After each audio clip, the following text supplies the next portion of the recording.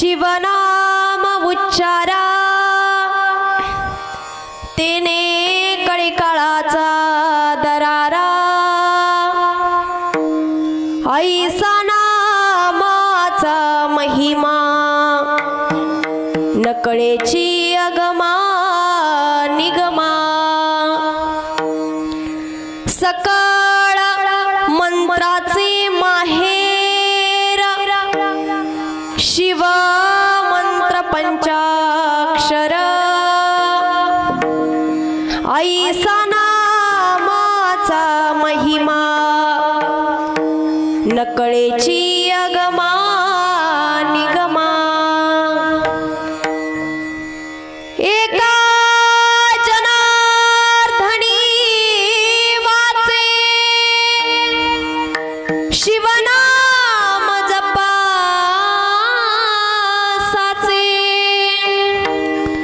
ऐसा नामाचा महिमा नकळेची अगमा निगमा शिव हर शिव हर शिव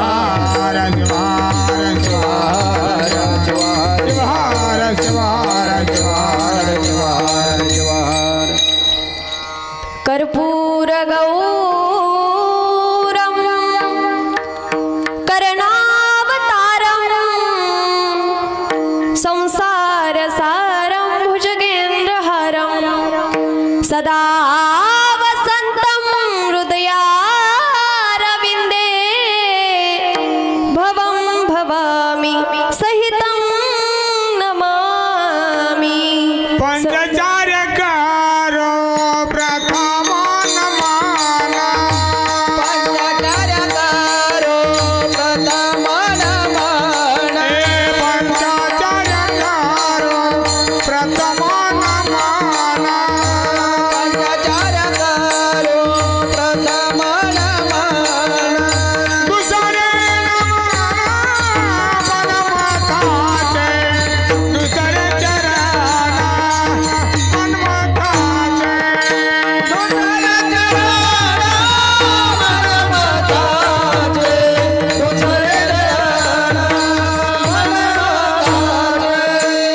पंचचार्य करू प्रथम नमाना दुसरे चरण मनमताचे दुसरे चरण मनमताचे पंचचार्यकारो प्रथम नमाना दुसरे चरण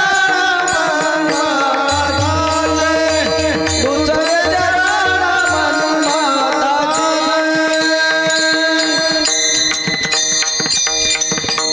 समचरण सरोजम सांद्रनीलाबुदाभं जगहने तपाने मंडनं मंडनानां तरुण तुलसीमाला कंधरं कंजनेत्रं सदैव धवलहासं विठ्ठलं चिंतयामि पांडुरंगा करू प्रथम नमन दुसरे चरण संताचिया त्यांच्या कृपादाने कथेचा विस्तारू बाबाजी सद्गुरुदास तुका कलावज्ञ जीवो धरार्थावतारम कलांकांकतीजो दिकामोदिवक्रम खलानी शवद पनोर्धार दक्षम समाधीस्तमूर्तिं भजे ज्ञानदेवम ओम नमो ज्ञानेश्वरा करुणा करा दयाळा तुमचा अनुग्रह लाधलो पावन झालो चराचरी मस्तक हे पायावरी या वारकरी संतांच्या गुरु मेरी पूजा गुरु गोविंद गुरु मेरा पार ब्रह्म गुरु भगवंत गुरु मेरी पूजा गुरु गोविंद गुरु मेरा पार ब्रह्म गुरु भगवंत गुरुर ब्रह्मा गुरुर विष्णू गुरुर देव महेश्वरा गुरुर साक्षात परब्रह्म तस्मै श्री गुरवे नमः।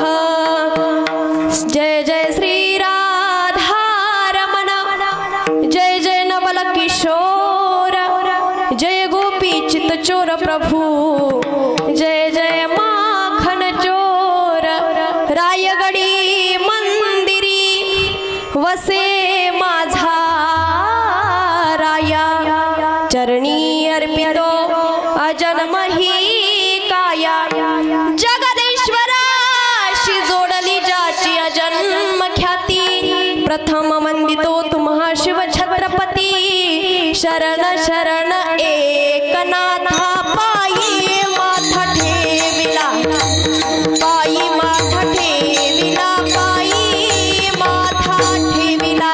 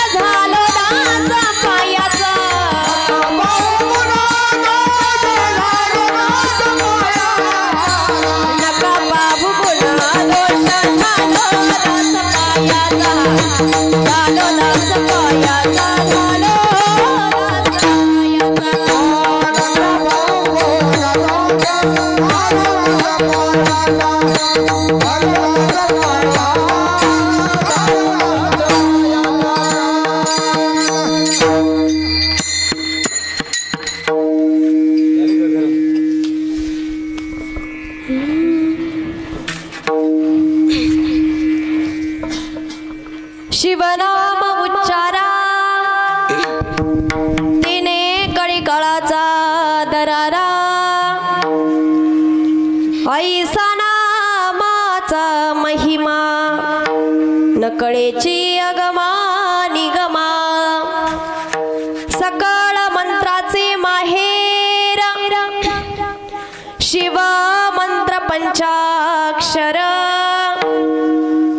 ऐसा महिमा नकळेची अगमा निगमा एका जनार्दनी वाचे शिव नाम जपासाचे ऐसा नामाचा महिमा नकळेची अगमा निगमा शिवहर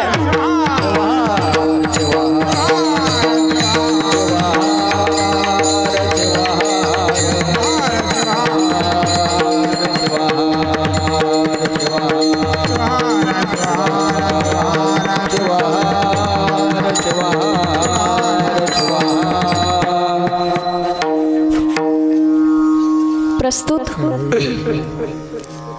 प्राप्त स्थळी प्राप्त वेळी प्राप्त प्रसंगी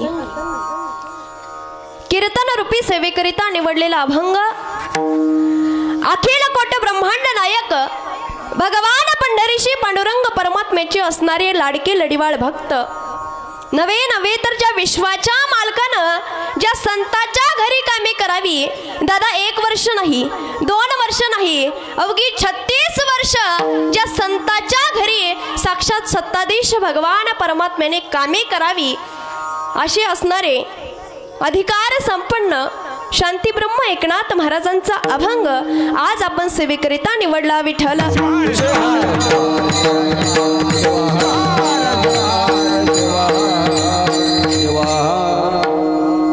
कार्यक्रमाचं आयोजन काय कार्यक्रमाचं नियोजन काय हे जरी सर्वांना ठाऊक असलं तरी वक्त्याचं आद्य कर्तव्य असतं अल्पसहा परिहार देणं तो म्हणजे परात्पर परमेश्वर परम राज्य परम रसिक भक्त वांचल कल्पतरू भक्त वांचल दीनबंधू भगवान पंढरीशी पांडुरंग परमात्म्याच्या कृपा आशीर्वादानं चालत असलेला शिवनाम सप्ताह आणि या निमित्ताने कार्यक्रमाचं आयोजन 4थ्या दिवसाची सेवा माझ्याकडे आली मी माझे परम भाग्य समजते म्हणून पहिला नमस्कार त्या भगवान परमात्म्याला ज्याने ही सुंदर सृष्टी निर्माण केली पहिला नमस्कार त्या भगवान परमात्म्याला ज्याने ही सुंदर सृष्टी निर्माण केली दुसरा नमस्कार माझ्या आई वडिलांना ज्यांनी मला जन्म दिला तिसरा नमस्कार माझ्या गुरुवार यांना ज्यांनी मला ज्ञान प्राप्त करून दिलं आणि चौथा नमस्कार या राशीनकरांना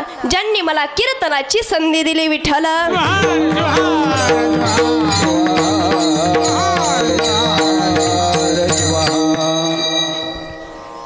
शिवनाम उच्चारा तेने कळी काळाचा दर्यारा ऐसा नामाचा महिमा नकळेची अगमा निगमा अभंग श्री संत शांतीब्रह्म एकनाथ महाराजांचं निवडलेलं आहे. नाथराय या अभंगामध्ये सांगतात की बाबा हो, भगवंताला जर प्राप्त करून घ्यायचं असेल, भगवंत जर आपलासा करून घ्यायचा असेल तर त्याचं नाम घेणं हे अति आवश्यक आहे. कारण भगवान परमात्म्याला त्याच्याच नामाचं चिंतन केलेलं खूप आवडतं. म्हणून भगवान परमात्म्याला जर प्राप्त करून घ्यायचं असेल तर भगवान परमात्म्याचं नामस्मरण केलं पाहिजे, भगवान परमात्म्याचं चिंतन केलं पाहिजे. मग कोणत्या भगवान परमात्म्याचं नामस्मरण करायचं? कारण आपलं कसं होतं ना, वारं बदलले की भगवान परमात्मा ही बदलतो, बरोबर की नाही महिला मंडळ? वार बदलला की देवही बदलतो. सोमवार आला की कोणाची पूजा करतो? नमः शिवाय ओम नमः शिवाय हर हर बोले नमः शिवाय. सोमवार आला की भोलेनाथाचं आपण भजन करतो, उपवास करतो. मंगळवार आला की कोणाचं करतो? देवीचं. कसं महिला मंडळी बोलतात, म्हणजे जसा वार बदलला तसा भगवान परमात्मा बदलतात. मग पण तसं सांगत नाहीत संत, असं सांगतात आपुला तो देव एक करुणी घ्यावा तेने विना जीवा सुख नव्हे. भगवान परमात्मा एकच करायचा, परंतु अंतकरणामध्ये त्याच्याविषयी प्रेम असलं पाहिजे, भक्ती असली पाहिजे, भाव असला पाहिजे, तरच तो भगवान परमात्मा आपलासा होतो. मग काय करायचंय? मग भगवान परमात्म्याचं नामस्मरण करायचंय. मग कोणत्या भगवान परमात्म्याचं नामस्मरण करायचंय? नाथराय अभंगामध्ये प्रथम चरणामध्ये सांगतात की शिवनाम उच्चारा तेने कडी काळाचा दरारा. भगवान शंकराची आराधना करायला सांगतात, भगवान शंकराचं नामस्मरण करायला सांगतात. मग काय करायचं? या नामस्मरण केल्याने काय होतं? मग नाथराय सांगतात तेने कळी काळाचा दरारा. कोणत्याही काळाची भीती आपल्याला राहणार नाही, कोणत्याही संकटाची भीती आपल्याला राहणार नाही. त्याचं जर नामस्मरण केलं, त्याचं जर भजन केलं तर कोणत्याही प्रकारचं संकट आपल्यावरती येणार नाही. एवढा नामाचा महिमा अगाध आहे. ऐसा नामाचा महिमा नकळेची अगमा निगमा. बरं तुम्ही म्हणाल आम्ही भगवंताचं नामस्मरण करू, भगवंताचं चिंतन करू, परंतु कोणत्या भगवंताचं? शिवशंकराचं नामस्मरण करायला सांगितले. मग कोणत्या नामाचं मंत्राचं नामस्मरण करायचं? शिवनाम पंचाक्षर. शिवमंत्राचं पंचाक्षर म्हणजे ओम नमः शिवाय या नामाचं चिंतन करायला सांगतात. आणि नाथराय शेवटच्या चरणामध्ये सांगतात एका जनार्दनी वाचे शिवनाम जपासाचे. भगवान परमात्म्याचं नामस्मरण करायला सांगतात, भगवान परमात्म्याचं चिंतन करायला सांगतात. हा झाला अभंगाचा सरळ सरळ भावार्थ. अभंगाच्या विस्तृत चिंतनाकडे वळूया विठ्ठल.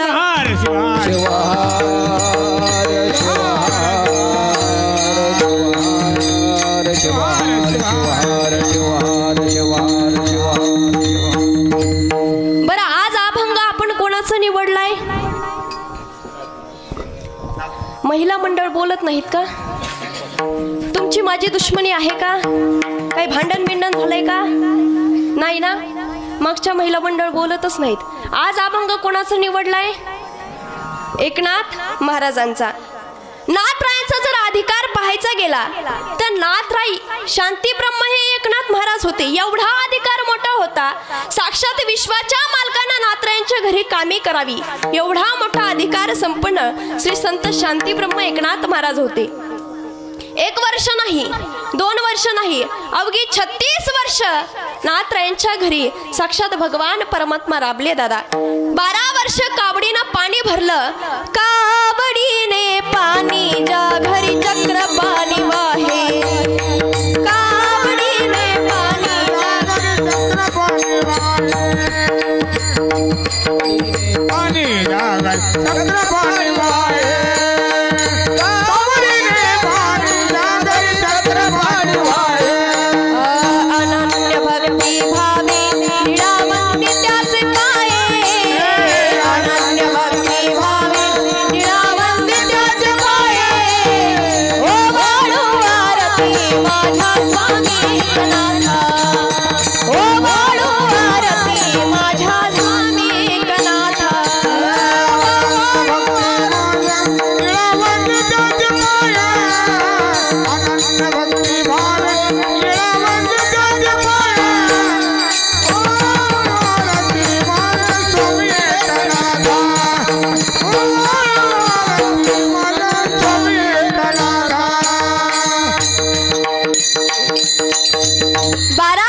कावडीनं पाणी भरलं कावडीने पाणी ज्या घरी चक्र पाणी वाहे अनन्य भक्ती भावे निळावंती त्याचे पाये ओ वाळू आरती माझ्या स्वामी एकनाथा 12 वर्ष कावडीनं पाणी भरलं किंवा द्वारकेची मूर्त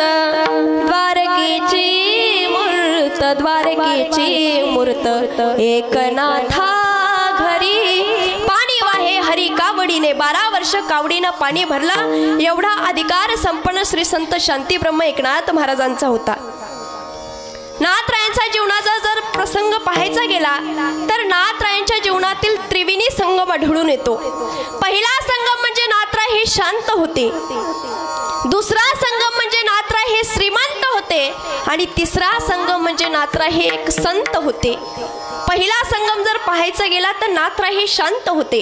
किती शांत होते? यवन अंगावरी थुंकला प्रसाद देऊनी मुक्त केला। एकदा नाही, दोनदा नाही, 108 वेळा तो यवन माझ्या नाथरायांच्या अंगावर थुंकला, परंतु माझ्या नाथरायांना राग आला का? नाही दादा। मग काय केलं? प्रसाद देऊनी मुक्त केला। एवढे शांत माझे श्री संत शांती ब्रह्म एकनाथ महाराज होते। दुसरा संगम जर पाहायचा गेला तर नाथराय हे श्रीमंत होते। किती श्रीमंत होते? महिला मंडळ लक्ष देऊन ऐका बरं का। नाथरायांच्या पत्नीची साडी दररोज वापरण्याची 36,000ची होती। किती हजाराची? आता घरी जाऊन काय भांडण करू नका, म्हणजे झालं 36,000ची होती दररोज वापरण्याची। एवढे श्रीमंत माझे नाथराय होते। भगवान परमात्म्याला दररोज पुरणपोळीचा स्वयंपाक असायचा, दररोज ताट भरून असायचा। आपला कसा नैवेद्य असतो? इतकाच असतो। एकच चमचा सार घ्यायचा आणि 5 चांदक्यावर टप्पा टप्पा टाकायचा, एकच भजा मोडायचा आणि 5 चांदक्यावर थोडा थोडा ठेवायचा, थोडासा भात घ्यायचा 5 चांदक्यावर, आपला असा नैवेद्य। परंतु नाथरायांच्या घरी ताट भरून पुरणपोळीचा स्वयंपाक असायचा दररोज बरं का। एवढे श्रीमंत नाथराय होते। एक वेळेचा प्रसंग आहे, नाथरायांच्या घरी 4 चोर चोरी करण्यासाठी आली। 4 चोर चोरी करण्यासाठी आली आणि मोठमोठाले गठोडे भरले, सोन्यानी नाण्यानी मोत्यानी चांदीनी मोठमोठाले गठोडे भरले। आता बर का बघा, एकानं दिलं दुसऱ्याच्या डोक्यावर, दुसऱ्यानं दिलं तिसऱ्याच्या डोक्यावर, तिसऱ्यानं दिलं चौथ्या डोक्यावर, एक राहिला। आता याच्या डोक्यावर नेमकं कोण द्यावं विचार करू लागले। तेवढ्यामध्ये नाथरायांना जाग आली। नाथरायांना जाग आली, उठून पाहतात तर काय 4 चोर चोरी करण्यासाठी आपल्या घराने आलेले आणि मोठमोठाले सोन्यानी नाण्यानी मोत्यानी मोठमोठाले गठोडे भरलेले आहेत। आणि चोरांनी नाथरायांना पाहिलं, नजर झाली, चोर पळू लागले, इकडं तिकडं पळू लागले। तेवढ्यामध्ये नाथराय म्हणतात, अरे थांबा, राहिलेले गठोडं मी उचलून देतो। म्हणजे नाथराय एवढे श्रीमंत होते। आणि तिसरा संगम म्हणजे नाथराय हे संत होते। शांती ब्रह्म एकनाथ महाराज त्यांना पदवी लागली, एवढे संत श्रेष्ठ होते। आणि अशाच संत श्रेष्ठ शांती ब्रह्म एकनाथ महाराजांचा अभंग आज आपण निवडलेला आहे। शिवार शिवार शिवार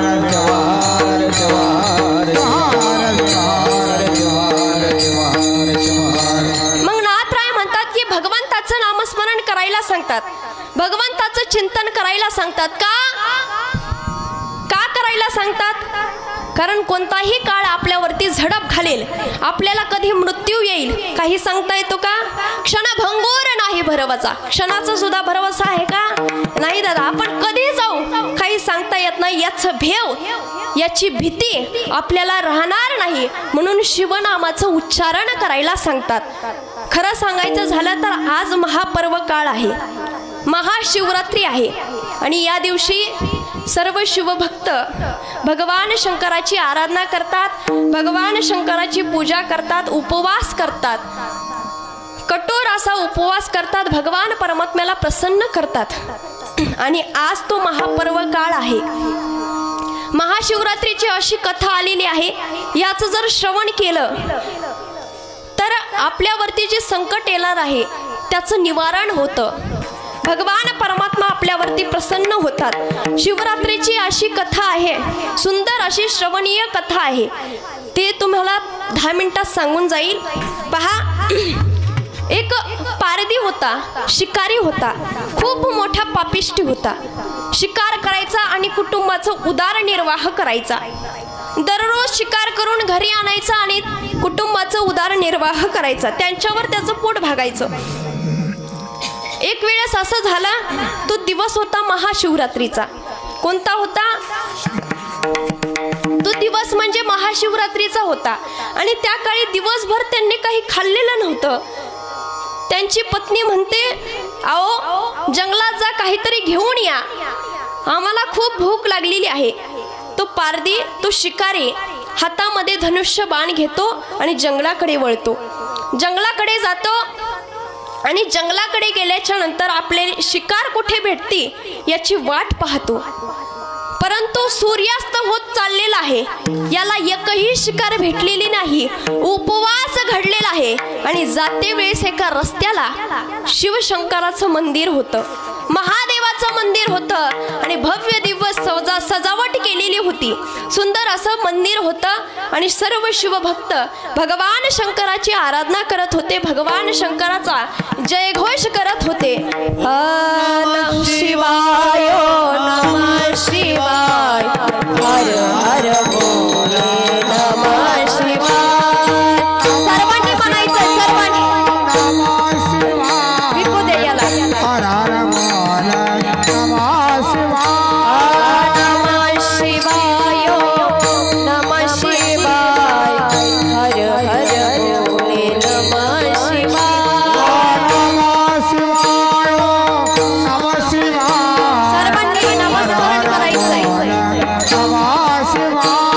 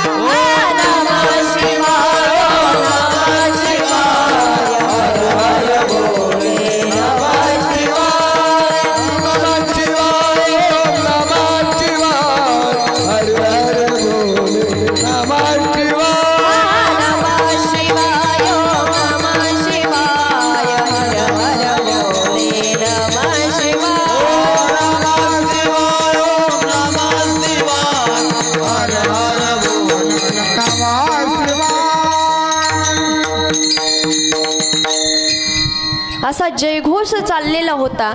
नमः शिवाय नमः शिवाय हर हर बोले नमः शिवाय.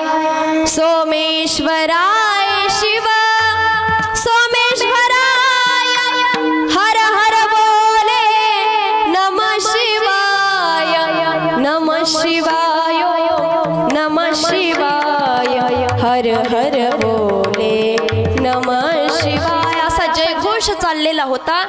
शिवशंकराचं भजन चाललेलं होतं आणि त्याच्या मुखाला चेष्टेमधून शिव शिव शिव म्हणण्याची सवय लागली. त्याच्या मुखाला बरं का शिव शिव म्हणण्याची सवय लागली आणि तो सतत नामस्मरण करायला लागला.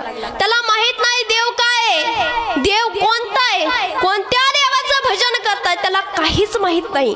परंतु त्याच्या मुखाला सवय लागली शिव शिव म्हणण्याची आणि दिवसभर उपास घडला त्याला. महाशिवरात्रीचा सूर्यास्त होत चाललेला होता. सूर्यास्त झाला आणि एकही शिकारी त्याला भेटली नाही. एकही शिकार त्याला भेटली नाही. घरी जावं म्हटलं. आता घरी जावं म्हटला, परंतु विचार केला आता परत जर घरी गेलो तर परत माझी बायको म्हणेल तुम्ही काहीच घेऊन आलेलं नाहीत. लेकरं बाळा उपाशी आहेत, मीही उपाशी आहे, तुम्ही रिकाम्या हाताने आलात. विचार केला. नाही म्हटले आज रात्री इथंच थांबायचं. त्या जंगलामध्ये तो शिकारी तिथे थांबला आणि थांबला. म्हटला आता शिकार करण्यासाठी तर शिकार करायची आपल्याला, परंतु कुठं नेमकं थांबायचं. म्हणून एक झाड भेटलं. ते झाड होतं म्हणजे बेलाचं. कशाचं होतं? बेलाचं झाड होतं.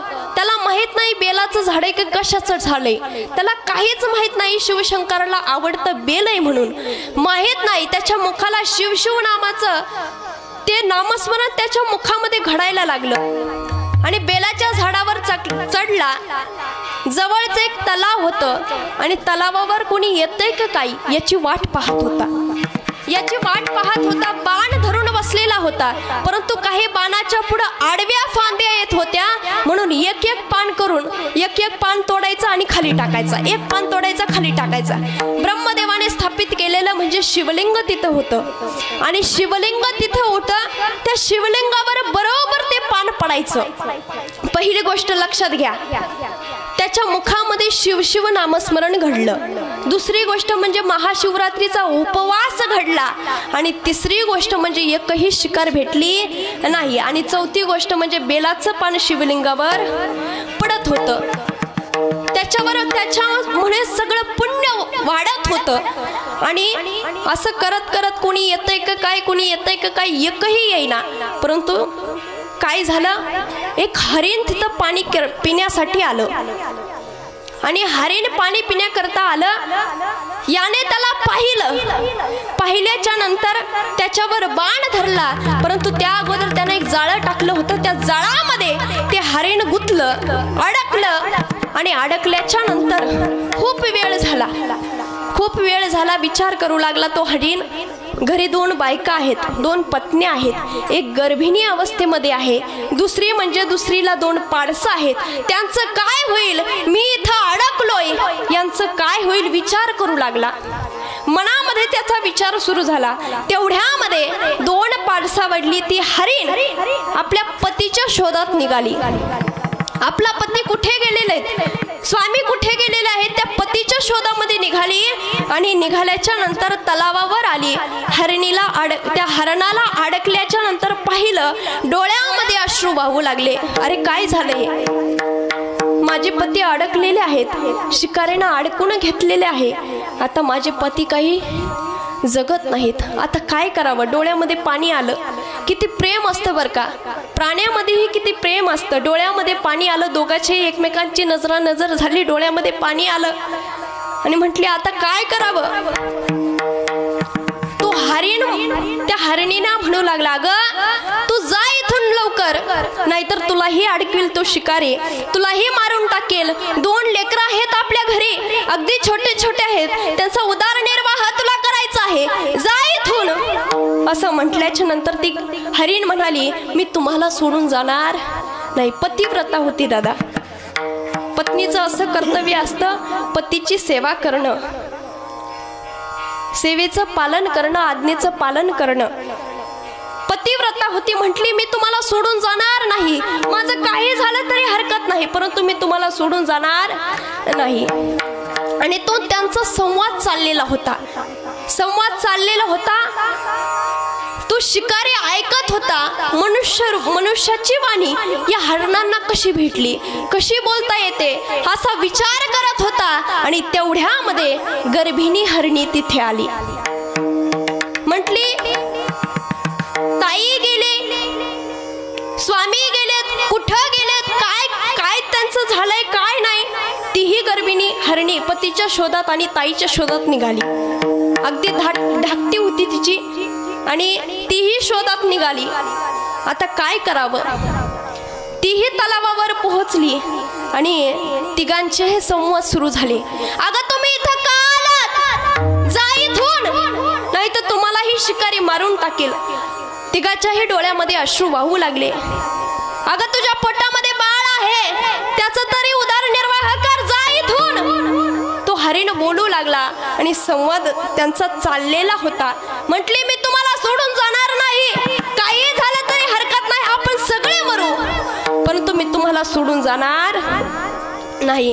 आणि तेवढ्यामध्ये दोन पाडसं अगदी चिमुरडे पळत आले. आपली आई कुठं गेली, आपली ताई कुठं गेली, आपले पप्पा बाबा कुठे गेलेत म्हणून शोधात निघाले. अगदी चिमुरडे छोटे पाडसं तिथे येऊन पोहोचले.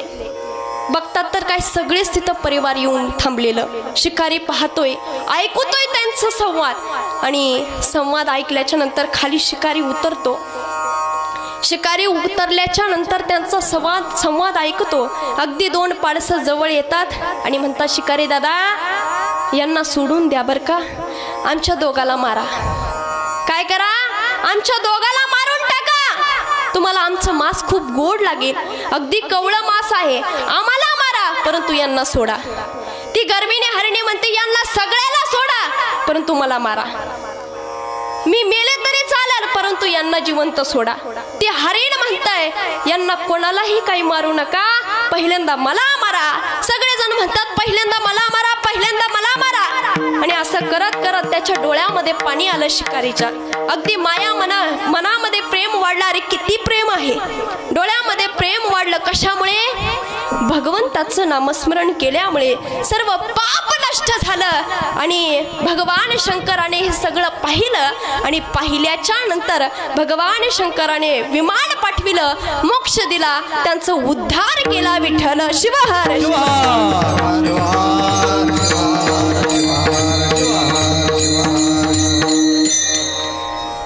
एवढ्या शिवनामामध्ये ताकद आहे दादा. भगवान परमात्म्याचं नामस्मरण केलं ना, तो भगवान परमात्मा आपलासा होतो दादा. फक्त त्याला काहीच लागत नाही. काय लागतं, भक्ती, भाव, प्रेम, याच्याशिवाय काहीच लागत नाही. फक्त भगवंताविषयी प्रेम असलं पाहिजे, भगवंताविषयी भक्ती असली पाहिजे. नाथराय सांगतात भक्ती प्रेमा विना ज्ञान नको देवा, भक्ती प्रेमा विना ज्ञान नको देवा, भक्ती प्रेमा विना ज्ञान नको देवा,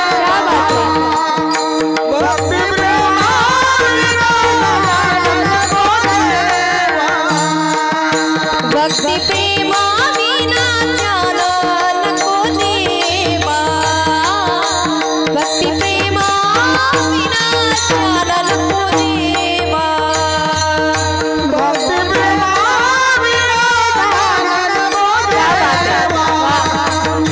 भक्ती प्रेमा विना ज्ञान नको देवा. अभिमान नित्य नवा दया माझी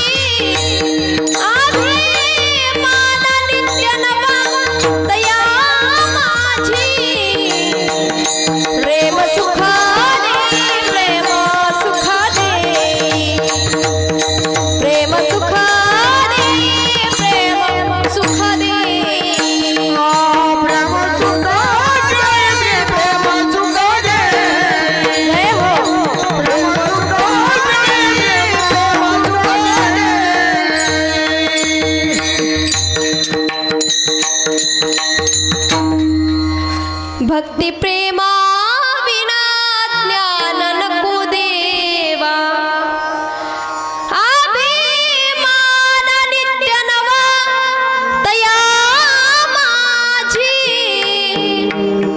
प्रेम सुख दे प्रेम सुख दे प्रेम सुख दे प्रेम सुख दे भगवंता मला काहीच नको काय हवंय फक्त भक्ती भाव आणि भगवंताविषयी प्रेम असलं पाहिजे आपणही भगवंताला मागायचं काय मागायचं भगवंता मला काहीच नको काय फक्त दे गळ्यामध्ये माळ दे हातामध्ये टाळ दे गळ्यामध्ये माळ दे हातामध्ये टाळ दे देवा मला एक तरी अशी संध्याकाळ दे देवा मला एक तरी अशी संध्याकाळ दे गळ्यामध्ये माळ दे हातामध्ये टाळ दे गळ्यामध्ये माळ दे हातामध्ये टाळ दे देवा मला एक तरी अशी संध्याकाळ दे देवा मला एक तरी अशी संध्याकाळ दे गळ्यामध्ये माळ दे हातामध्ये टाळ दे गळ्यामध्ये माळ दे हातामध्ये टाळ दे देवा मला अशी संध्याकाळ दे देवा मला एक तरी अशी संध्याकाळ दे देवा मला एक तरी अशी संध्याकाळ दे संगीताचे ध्यान दे कंठामध्ये गान दे संगीताचे ध्यान दे कंठामध्ये गान दे तुझे गीत गाता यावे तुझे गीत गाता यावे ऐसे वरदान दे माईसाठी माय दे वारीसाठी पाय दे माईसाठी माय दे वारीसाठी पाय दे तुझी कृपा कामधेनु अशी एक गाय दे गळ्यामध्ये माळ दे हातामध्ये टाळ दे देवा मला एक तरी अशी संध्याकाळ दे गळ्यामध्ये माळ दे हातामध्ये टाळ दे गळ्यामध्ये माळ दे हातामध्ये टाळ दे देवा मला एक तरी अशी संध्याकाळ दे देवा मला एक तरी अशी संध्याकाळ दे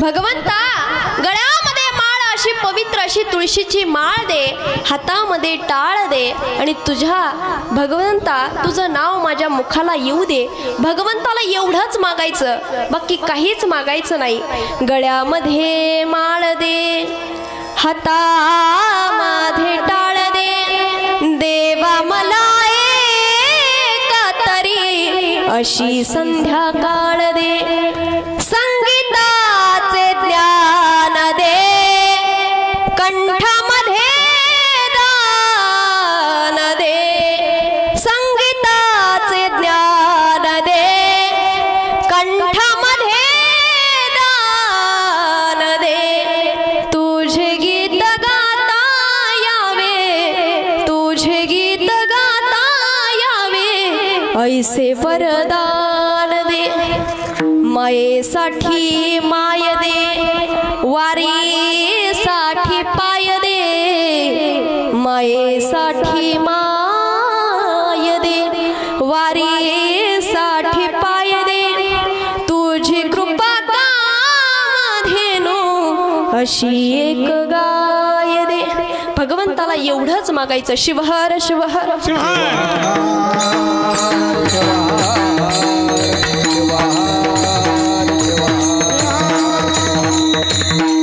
भगवंताविषयी पवित्र असं भगवंताविषयी भगवंताचं नाम असू द्या.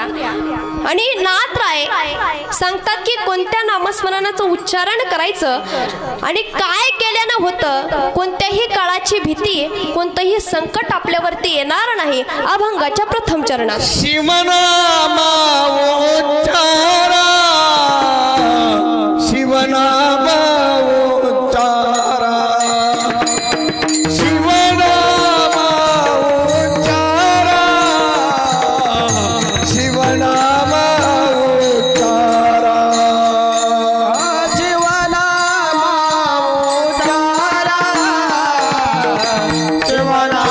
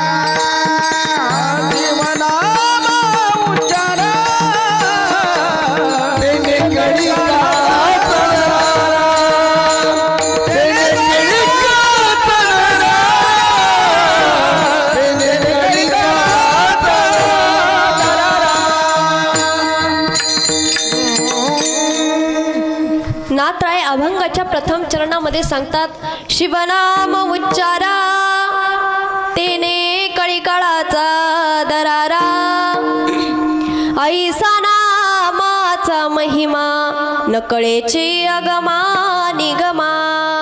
भगवंताचं उच्चारण करायला सांगतात, भगवंताचं नामस्मरण करायला सांगतात. का करायला सांगतात? तयाच्या चिंतने निरसेल संकट, तराल दुर्घट भवसिंधू. भगवंताचं नामस्मरण केलं, भगवंताच्या नामाचं जर उच्चारण केलं तर तो भगवान परमात्मा आपल्या संकटाला धावून येतो. दादा मी सांगत नाही तर गजेंद्राच्या जीवनामध्ये असाच प्रसंग घडला. गजेंद्र म्हणजे एक हत्ती. तो जंगलाचा राजा होता. जंगलाचा राजा होता, त्याला अभिमान झाला, गर्व झाला. मी जंगलाचा राजा आहे, मला कुणी मारू शकत नाही, मला कुणी छळू शकत नाही, कुणी काहीच करू शकत नाही. अभिमान झाला, गर्व झाला. आणि गर्व झाल्याबरोबर एक दिवस असं झालं, गजेंद्राला क्रीडा करण्याची खूप इच्छा झाली. आता हत्तीला आवडणारी क्रीडा कोणती? जलक्रीडा. जलक्रीडा हत्तीला खूप आवडते. एका तळ्यामध्ये गजेंद्र उतरला आणि 1-2 तास क्रीडा केली. परंतु असं घडलं, एका नकराने गजेंद्राचा पाय धरला. नकर म्हणजे काय? मगर. एका मगरीने गजेंद्राचा पाय धरला. गजेंद्र म्हणतो, अरे तुला माहित नाही का मी जंगलाचा राजा आहे, मला कुणी मारत नाही, मला कुणी छळत नाही, तू माझा पाय धरलास, सोड म्हणतो ना. ती मगर म्हटली तू असशील तिकडचा राजा. हितला राजा कोण आहे? मी आहे, कारण हर गली में कुत्ता भी शेर होता आहे, मन आहे बरं का तशी. आणि असं म्हटल्याच्या नंतर तू तिकडचा राजा, हितला राजा मी आहे, मी सोडणार नाही. 1 दिवस झाला, 2 दिवस झाले, 3 दिवस झाले, मगर काय गजेंद्राचा पाय सोडित नव्हतं. गजेंद्र काय पाण्याच्या बाहेर येत नव्हते. आता काय करावं? 3 दिवस झाले, म्हणून गजेंद्राने आपल्या बायका मुलाला आवाज द्यायला सुरुवात केली. अरे धावा रे धावा, मला वाचवा, या संकटातून मला वाचवा. असं म्हटल्याच्या नंतर बायका मुलं बाळ पळत आली, सोंडीला सोंड लावली आणि गजेंद्राला वर खेचण्याचा प्रयत्न केला. गजेंद्राला वर खेचण्याचा प्रयत्न केला. 1 दिवस झाले, 2 दिवस झाले, 3 दिवस झाले, गजेंद्र काय पाण्याच्या वर येत नाहीत आणि नकर काय गजेंद्राचा पाय सोडीत नाही. आता काय करावं? शेवटी बायका मुलं म्हणाली जाऊ द्या, पिकलेलं पान आहे, कधी ना कधी तरी गळणारच आहे. असं म्हटल्याच्या नंतर बायका मुलं संकटाच्या काळी गजेंद्राला सोडून निघून जातात. तेव्हा गजेंद्राच्या डोळ्यामध्ये पाणी येतं, अश्रू वाहू लागतात. अरे ज्यांच्यासाठी आयुष्यभर कष्ट केले, आज तेही माझ्या संकटाला कामी आले नाहीत. म्हणून भगवंताचं नामस्मरण करायला लागले. भगवंता आता तुझ्याशिवाय कुणीच नाही रे, नाही रे,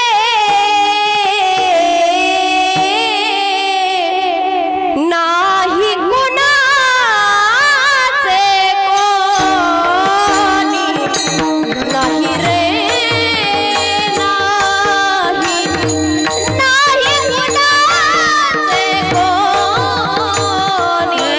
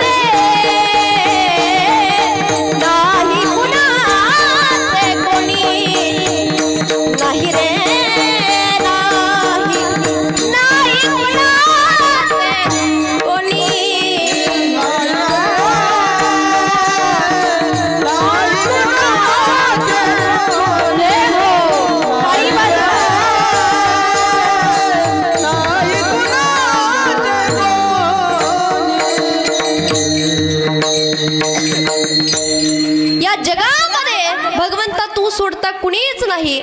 बहीण कुणाची, भाऊ कुणाचा, कोण कुणाचे सगळे सोय रे.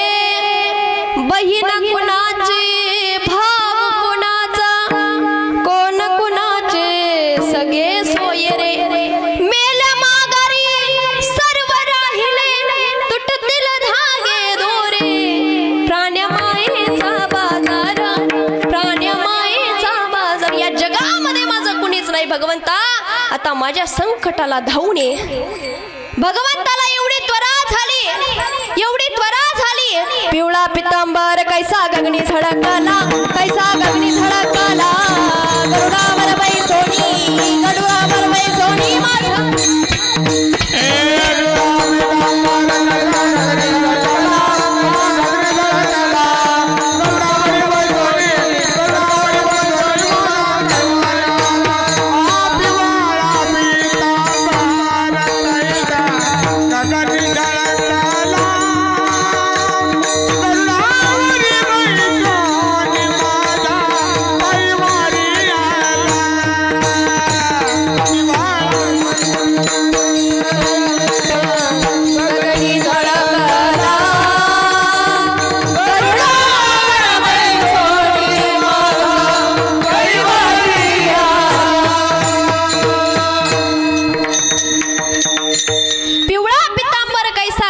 झळकला, गरुडावर बैसुनी माझा कैवारी आला. भगवंताला एवढी त्वरा झाली, गरुडाचा वेगही त्याला कमी पडत होता. स्वतःच्या वेगाने धावून आला आणि गजेंद्राची मदत करण्यासाठी धावून आला. संकटाच्या काळातून काढलं दादा. म्हणून या जगामध्ये आपला एकटा भगवंत सोडता कुणीच नाही. आपण सर्व कोरोनाच्या काळामध्ये पाहिलंच आहे. आपली सख्खी बायको असू द्या, अशी लांबून ताट फेकायची की नाही. तेव्हा कळालंय आणि हेही कळालं आपण या पृथ्वीवरचे पाहुणे आहेत. मालक बनण्याचा प्रयत्न करायचा नाही, कारण तो मालक भगवान परमात्मा आहे. ज्याची सत्ता आपल्यावर आहे तो भगवान परमात्मा आहे. कारण ज्याच्या सत्तेनं वृक्षाचं पानही हलू शकत नाही, वृक्षाची हे पाने खाली ज्याची सत्ता, वृक्षाचं पान सुद्धा हलू शकत नाही, त्याची सत्ता आपल्यावरती आहे. गतीर भरता प्रभू साक्षी निवास शरणम सुरुत प्रभव प्रलय स्थानम निदानम बीजम अव्ययम. किंवा तुझी या सत्तेने वेदासी बोलणे, सूर्यासी चालणे, तुझी आवडे ऐसा तू समर्थ ब्रह्मांडाचा धनी. तुझी या सत्तेने वेदासी बोलणे, सूर्यासी चालणे, तुझी बळे ऐसा तो समर्थ ब्रह्मांडाचा धनी. ज्याची सत्ता आपल्यावर आहे त्याच्या हातामध्ये आपलं जन्म आणि मृत्यू आहे. बरोबर की नाही. आपलं जन्म आणि मृत्यू त्याच्यामध्ये आहे. काळ आपल्यावरती करत झडप घालेल सांगता येतं का नाही. कारण जन्म आणि मृत्यू त्या भगवान परमात्म्याच्या हातामध्ये आहे. जन्मालाही त्यालाच घालायचंय, मला मारायचंही त्यालाच आहे. आपल्याला माहिती आहे का आपला मृत्यू कधी आहे. आपलं मरण माहिती का आपल्याला. क्षणभंगूर क्षणाचा सुद्धा भरवसा नाही की आपण कधी जाऊ, सांगता येतं का नाही. त्याच्या हातामध्ये आहे. परंतु एक माझं वाक्य लक्षात ठेवा, जन्म आणि मृत्यू हे आपल्यामध्ये हातामध्ये नाही, परंतु त्यामधला जो कालावधी आहे त्याचं नाव म्हणजे आयुष्य. ते आयुष्य आपल्या हातामध्ये आहे. माणसानं कसं